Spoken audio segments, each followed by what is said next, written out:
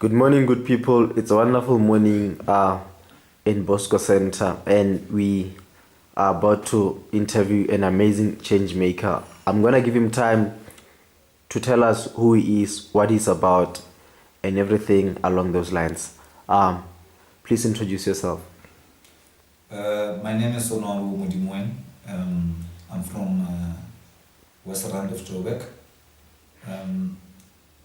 and I want to start school programs, entrepreneurial school programs, so that kids can help themselves in the future to sustain their lives.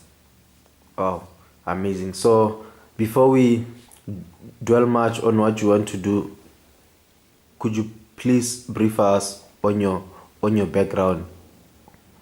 I finished school in 2002, studied information systems at Tshwane University, and then from there I went to work as a computer auditor at Grenaka LTA, is now called Avenge, and then went on to start working at Netbank.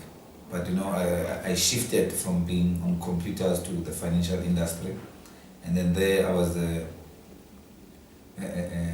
an assistant manager at home loans for a period of about 5 years, and then from there on I decided, I need to do something else. And then from there I resigned because of the calling that I think all of us here have to make a change.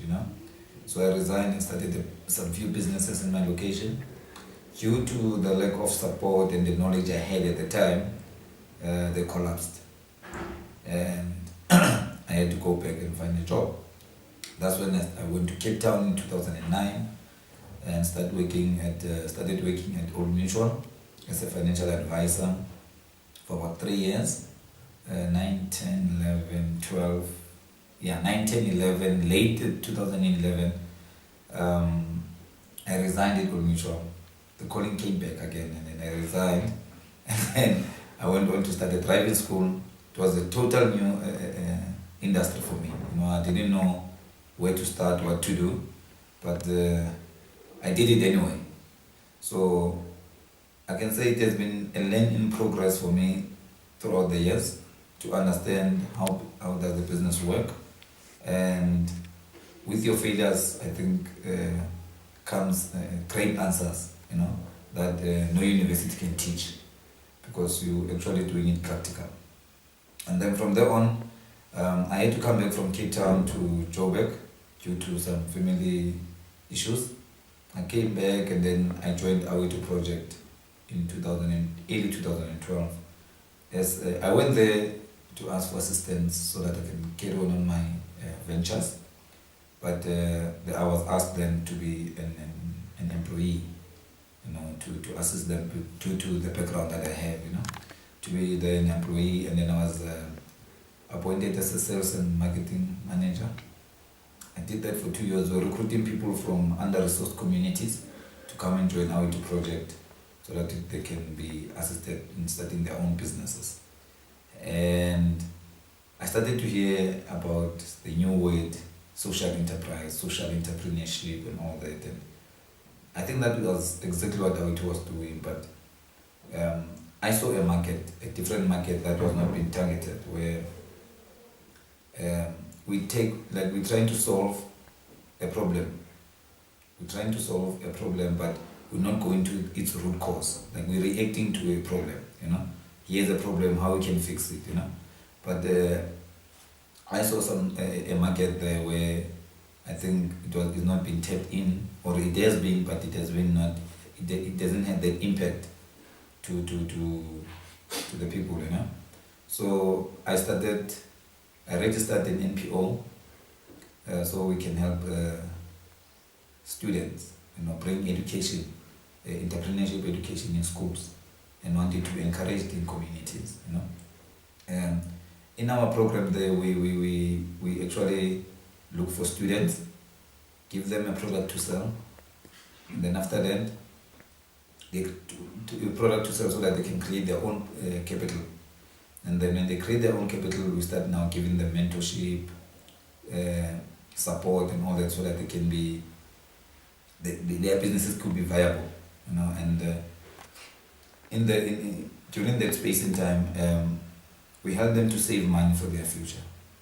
Like I'll make an example. In 100% profit, we will take 40% of their profit and save it for their future, so that when during their school years they learn what entrepreneurship is, and then when they finish their school, they have enough capital to start something after school, after they graduated from matric. They can start something for themselves, and they're not waiting for government handouts and someone needs to come and help them and all that. So we're trying to create an efficient community, you know. Yeah. So, how was the decision for you to resign received by those close to you? Me to resign? Yeah. From work? From work, yeah. It was difficult, man, and it still is. You know, because when you leave your job and you want to do something, it's not easy. You know, but if it's a calling, it's something you do. I believe that everybody is born with a talent and a purpose. You know, and your talent will drive you to do things. You know, but your purpose cannot run away from it. You know, you can play soccer for 2 years and leave it, but the purpose why you are here is something that you cannot change. So it has affected them, the ones that are close to me, but because they know me, they know that I'm gonna break loose out of all odds. Interesting stuff. So, what advice do you have for the youth out there?